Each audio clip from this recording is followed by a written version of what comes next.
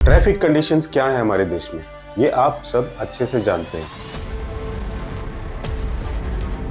ऐसा लगता ही नहीं कि हम इंसानों के बीच में रहते हैं। ऐसा क्या हो गया कि हम नियम, कायदे और सेफ्टी को दांव पे लगा के अजीब सी हालत में ट्रैफिक में चलते हैं। कितने नियम, कितनी चालान व्यवस्थाएं, कितनी प्रॉब्लम्स। इसकी कभी हमने जांच करने की कोशिश की है? कभी जानने की कोशिश की है कि हम ऐसे कैसे हो गए? चलो जरा कुछ बात करते हैं।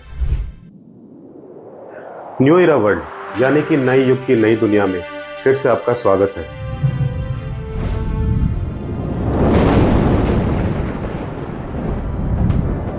लेटेस्ट न्यूज आई है हरियाणा से। जानते हैं ब्रेकिंग में क्या है आपके सो कॉल्ड जिम्मेवार न्यूज वालों के लिए। वाहन चालकों में मचेगा हड़कंप, धड़ाधड़ कटेंगे चालान। न्यूज देख के न्यूज के फोकस पे चिंता नहीं होने लगती आपको? मचेगा हड़कंप, धड़ाधड़ कटेंगे चालान। दरअसल न्यूज ये थी कि हरियाणा में वाहन चालकों को अब बिना हाई सिक्योरिटी नंबर प्लेट, यानी हाई सिक्योरिटी नंबर प्लेट जो होती है, उसको पॉल्यूशन सर्टिफिकेट नहीं दिया जाएगा। परिवहन मंत्री अनिल विज के विभाग ने ये आदेश जारी किए थे। हरियाणा राज्य परिवहन आयुक्त ऑफिस ने सभी डिस्ट्रिक्ट ट्रांसपोर्ट ऑफिसर्स, सह सचिवों यानी कि आरटीए और बाकी सबको ऑर्डर जारी किए हैं। ऐसे में सभी प्रदूषण जांच केंद्रों को तत्काल निर्देश जारी करें कि वे ऐसे किसी भी वाहन को प्रदूषण नियंत्रित प्रमाण पत्र जारी ना करे जिस पर एचएसआरपी और कलर कोड स्टिकर नहीं लगा हो। हरियाणा में 80 लाख के करीब वाहन पंजीकृत हैं। ऐसे में 80 लाख वाहनों से जुड़ी अहम बात है कि हरियाणा में पीयूसी यानी कि पॉल्यूशन अंडर कंट्रोल सर्टिफिकेट ना होने पर 10,000 रुपए का चालान पुलिस काटती है। उधर हरियाणा में एयर क्वालिटी इंडेक्स बहुत खराब हो गया है और कई साल पुराने वाहन सड़कों पर दौड़ रहे हैं और पुलिस ने बीते एक सप्ताह से चालान काटने का अभियान छेड़ा है, ऐसी खबर है। एनसीआर में ग्रैप 4 लागू होने के बाद पुलिस सख्ती दिखा रही है। अब वाहन चालकों के लिए नए आदेश मुश्किल बढ़ा सकते हैं। ऑलराइट, ये वाली खबर खत्म। ये तो एक खबर थी, कहीं ना कहीं आपने पढ़ी होगी या सुनी होगी, किंतु इसका एनालिसिस क्या है, विश्लेषण क्या है? ये कुछ ऐसा ही है जैसा सिगरेट और शराब पे कहा जाता है कि आपको प्रॉब्लम हो सकती है, किंतु हाई टैक्स वसूल के उसी को जारी रखा जाता है, बैन नहीं किया जाता है। ट्रैफिक में भी ऐसा ही है। ये नहीं है बढ़ाओ चलान, वो नहीं है लगाओ चलान, वसूलो challan, enjoy the challan. No parking area, लगाओ चलान। पार्किंग देना कोई सरकार का काम थोड़ी है, चलान काटना है। आजकल तो ऑनलाइन हो गया है, फोटो खींचो और भेजो चलान। हमारे देश की ट्रैफिक कंडीशंस इस समय क्या है आप सब भली बातें जानते हैं। जानवरों की तरह चल रहे हैं मैक्सिमम लोग सड़क पे और सरकार का फोकस चलान। हाई बीम की समस्या आप जानते हैं। जैसे जैसे कार की लाइटें अधिक शक्तिशाली होती जा रही है, उच्च किरणें और खतरनाक होती जा रही हैं, आने वाले वाहनों से भी और पीछे से आने वाले वाहनों से भी।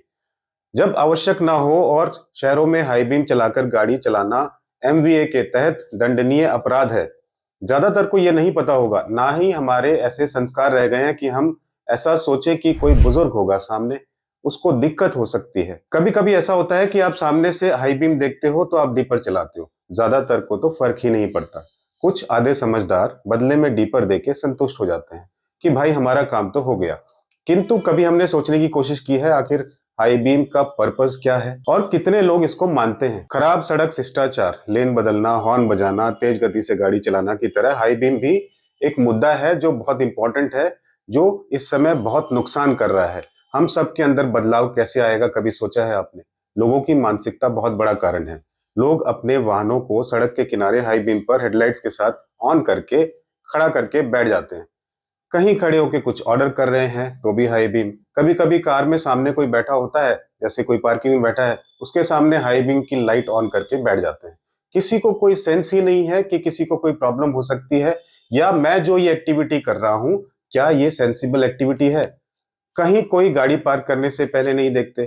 काफी लोग ऐसे हैं कि गाड़ी कहीं भी कैसे भी पार्क करके चले जाते हैं। ये नहीं सोचते कि सामने वाली गाड़ी कैसे निकलेगी या रास्ता ब्लॉक हो सकता है। कोई भी कैसे भी पार्क करके निकल लेता है इस देश में। कोई लेन डिसिप्लिन फॉलो करके खुश नहीं। कोई मोबाइल में इतना खो जाता है सड़क पे कि होश ही नहीं होता कि मैं क्या कर रहा हूं। कोई अचानक से निकल पड़ता है बिना आगे पीछे देखे, कुछ बोलो तो सब खाने को दौड़ते हैं। कोई जल्दी में है, निकलना चाहता है तो उसे साइड नहीं देते। वैसे आराम से चल रहे होते हैं लेकिन फिर रेस लगाने लगते हैं। टोल पे भी आपने देखा होगा कि टोल की लेन में बीच में जबरदस्ती आगे जाके पूरी लेन को डिस्टर्ब करते हैं और फिर उसके पीछे एक नई लेन बन जाती है, बाकी समझदार लोग भी पीछे आ जाते हैं ना, और सब मैश हो जाता है। थोड़ी देर बाद तो सबसे पीछे वाले को फिर पता ही नहीं चलता कि असली लेन कौन सी है। फिर रॉन्ग साइड चलना, कभी कभी तो जरा सा आगे यू टर्न होता है, किंतु नहीं, चलना उल्टा है। ऊपर से सरकार इन सब प्रॉब्लम्स में एक ही सॉल्यूशन लेके आती है, चालान। वैसे हमने काफी डेटा देखा, रिसर्च की, कितने एक्सीडेंट्स होते हैं, कितने लोग जान गंवा बैठते हैं लापरवाही से। किंतु उस डेटा को छोड़ के हम ये कहना चाहते हैं कि क्यों दुश्मन बने बैठे हैं हम खुद के। फालतू की बातों से थोड़ा सा समय निकाल के क्यों नहीं जान लेते ट्रैफिक रूल्स को, क्यों नहीं अडॉप्ट कर लेते उनको अपने जीवन में। बॉस्टन कंसल्टेंसी ग्रुप के 2018 के अध्ययन के अनुसार भारत में यातायात जाम की लागत प्रति वर्ष 1.47 लाख करोड़ थी। अब तो काफी बढ़ गई होगी, 6 साल पुराना डेटा है ये। इंडियन एक्सप्रेस की हालिया रिपोर्ट के मुताबिक प्रतिदिन 1600 किलोमीटर की ग्रिडलॉक के साथ बेंगलुरु में यातायात की भीड़ लगभग चौगुनी हो गई है। ग्रिडलॉक आखिर क्या होता है? ग्रिडलॉक होता है सड़क पर ढेर सारी कारों का जमघट, या ये मानिए वो सिचुएशन जब इस जमघट की वजह से यातायात रुक जाए। गर्मियों में वाहनों की औसत गति लगभग 20 किलोमीटर रही, लेकिन जुलाई में बेंगलुरु में ये गति जो है 18 किलोमीटर की रह गई है एवरेज, जहां की आबादी 1.6 करोड़ है और वाहनों की संख्या 1 करोड़ से अधिक है। कुछ समझे आप? इस गति से एक जमाने में बैलगाड़ी चलती थी, वो भी पॉल्यूशन फ्री। अपने लोगों से बतियाते थे बिना फोन के, जब वक्त ही वक्त था। वक्त बचाने के लिए ये सब बना था, लेकिन देखते ही देखते वहीं आ गए। वक्त और ज्यादा लगने लगा और फ्रस्ट्रेशन कॉम्प्लीमेंट्री। एनीवेज, फिलोसफिकल हो गया थोड़ा। आजकल इन कामों की बातों को वैल्यू थोड़ा कम मिलती है। ऑन ए लाइटर साइड एक बात सुनाते हैं आपको, मेरे एक दोस्त ने सुनाई थी। आपको ओमनी याद है? मारुति ओमनी।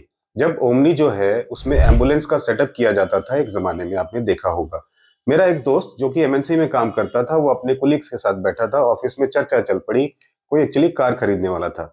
उस पर चर्चा चल रही थी, मर्सिडीज ले लो, ये ले लो, वो ले लो, उसमें ये सेफ्टी है, वो फीचर्स है, एयर बैग्स हैं, एक्सेट्रा एक्सेट्रा। उनमें से एक काफी शांत बैठा था।